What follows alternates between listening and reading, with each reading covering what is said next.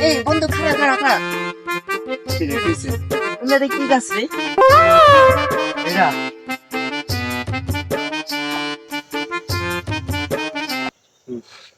ওরে বেটা তুই জানোস না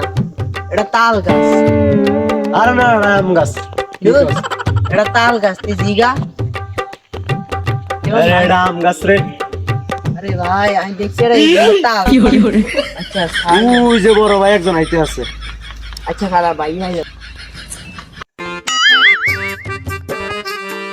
ভাই ভাই এটা কি গাছ আছে শান্ত